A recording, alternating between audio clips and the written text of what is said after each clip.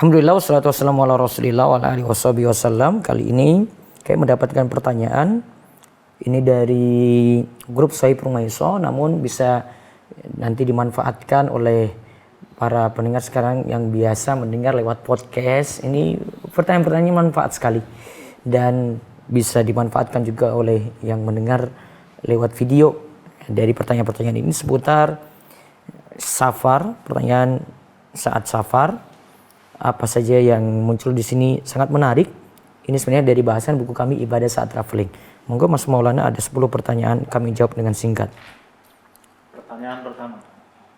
Ustadz, apakah termasuk safar bila Ana berdomisili di Kartasura, Sukoharjo dan mengikuti daurah di DS? Apakah Ana harus kosor Ustadz? Jazakallah khair. Walau kalau Sukoharjo saya hitung-hitung sampai di Darus Solihin itu sekitar 76 kilo. Ini belum masuk jarak safar yang 85 kilo. Maka saya belum menganggap itu safar, sehingga baiknya tidak menjamak atau mengkosor sholat. Kalau jamak bisa, namun tanpa kosor. Kosor cuma dilakukan ketika sudah masuk niatan safar, dan ini belum memenuhi jarak jumhur ulama yang menyatakan itu safar. Terus pertanyaan kedua. Pertanyaan kedua. Bismillah Ustadz, apakah keringanan ibadah saat safar itu sunnah untuk dilakukan? Misalnya, saat safar lebih utama untuk mengkosor sholat daripada mengerjakannya dengan rokaat yang sempurna. Saat safar lebih utama untuk tidak mengerjakan rawatib atau selain qobliyah subuh. Syukron Ustadz, jazakallahu khair. Jadi tentang keringanan tadi boleh diambil misalnya mengkosor sholat tadi, dan rawatib itu baiknya ditinggalkan. Namun kalau dia masih kerjakan pun tidak masalah di situ. Namun yang sesuai sunnah tidak mengerjakan rawatib kecuali qobliyah subuh saja. Terus pertanyaan ketiga. Pertanyaan ketiga. Zikir atau doa yang sering Nabi SAW baca ketika sedang safar Ustadz? Kalau doa khusus tidak ada, kalau yang dimaksudkan doa umumnya. Namun yang beliau baca, yang kita tahu riwayatnya, doa ketika naik kendaraan, doa ketika safar, seperti bacaan Allahu Akbar, subhanalladzi sakhkhara lana hadza wa ma kunna lahu muqrinin wa inna ila rabbina lamunqalibun. Allahumma inni as'aluka fi safarina hadza al-birra wa taqwa minal amali ma tarda, dan seterusnya. Itu yang bisa dilakukan. Terus pertanyaan keempat. Setiap hari Senin sampai Jumat, saya PP untuk bekerja di Jakarta. Sedangkan rumah saya di Serang. Perkiraan jarak lebih sekitar 90 km dengan naik bus. Saya pulang kerja jam 17.30. Biasanya saya berhenti di tengah jalan jam 18:10 untuk sholat maghrib sekalian transit atau ganti bus. Kemudian melanjutkan perjalanan kembali saat Isya jam 19.15. Ketika berada di atas bus, saya mendengar azan, tapi saya tidak turun karena saya sudah membayar ongkos sesuai tujuan saya. Dan biasanya saya sampai di rumah jam 20.30 dan langsung sholat sendirian. Terkadang sholat bersama dengan anak yang belum balik. Pertanyaan saya, bolehkah sekali waktu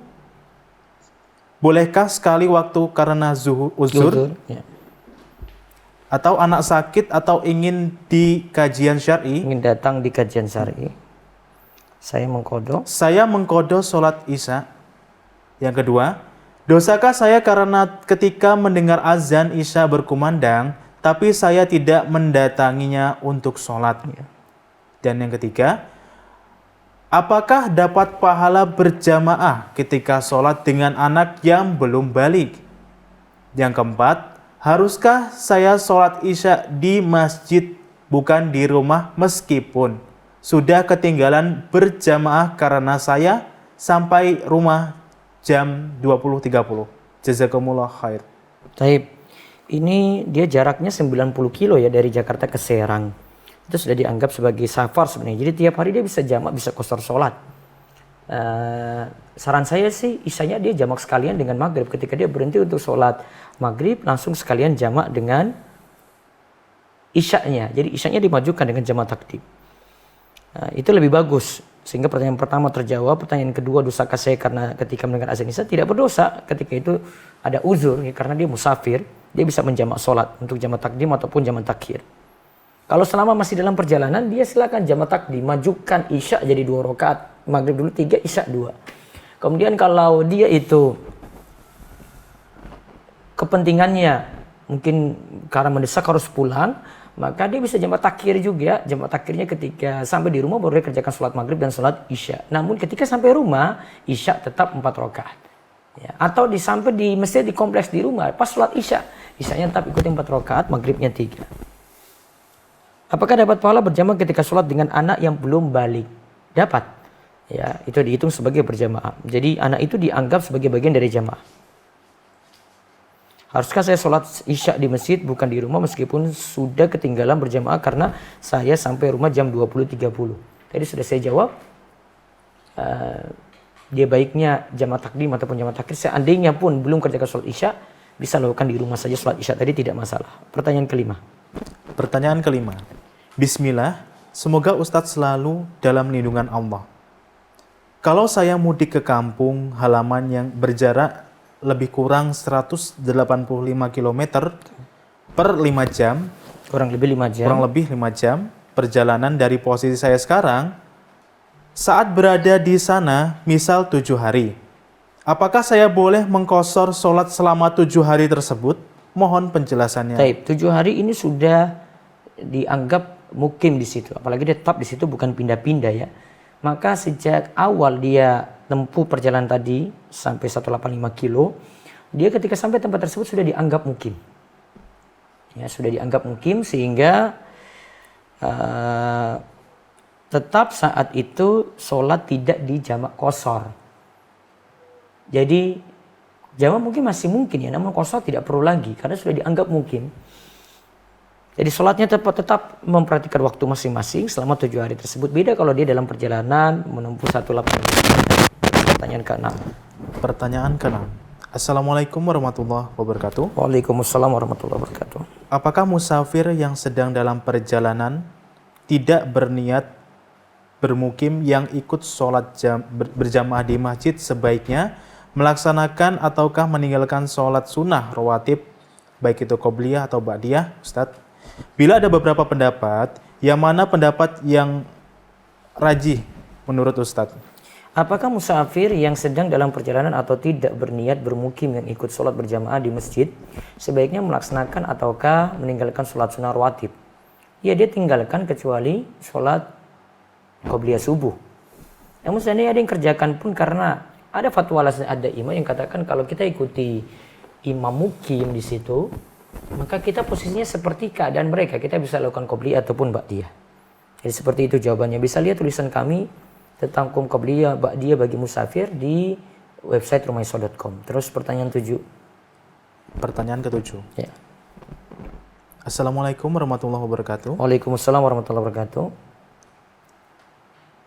Ustadz izin bertanya. Saya setiap pekan sekali Jumat sore dari Solo mudik ke Jogja. Sering kondisi maghrib posisi baru sampai di Delanggu. Apa hukumnya saya jamak qashar maghrib dan isya? Mohon nasihat agar ibadahnya lebih afdol. Baik, saran saya Solo dan Jogja itu, ini Solo dan Jogja ya, saya tidak menganggap itu sebagai jarak safar karena cuma 60 kilo, tidak sampai 85 kilo.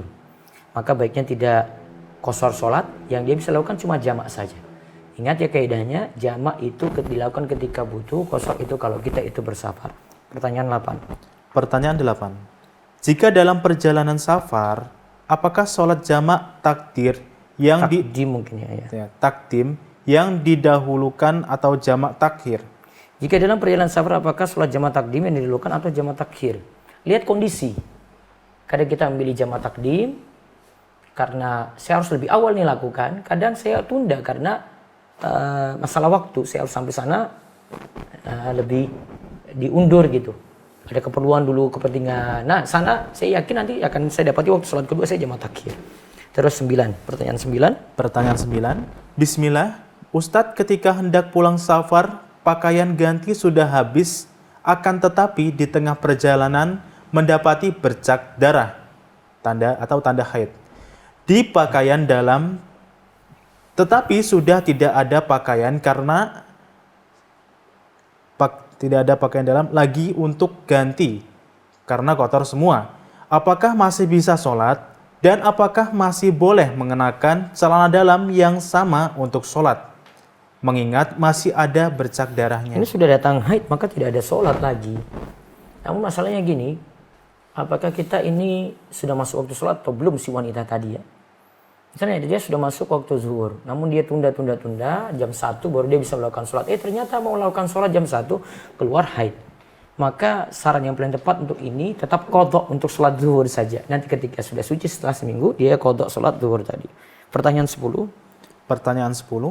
Assalamualaikum. Waalaikumsalam warahmatullahi wabarakatuh. Mau tanya, jika mendapati kondisi junub, baik karena mimpi basah atau berhubungan intim saat traveling yang jauh dari pemukiman penduduk seperti traveling ke hutan, gunung, atau eksplorasi ke tempat yang belum terjamah, sedangkan stok air terbatas hanya untuk minum dan memasak. Bagaimana solusinya? Solusinya untuk pertanyaan nomor 10, tayamum kalau tidak dapati air, tersulit menggunakan air. Wallahu a'lam. Sudah, Ustaz. Baik, itu saja yang kita sampaikan untuk podcast.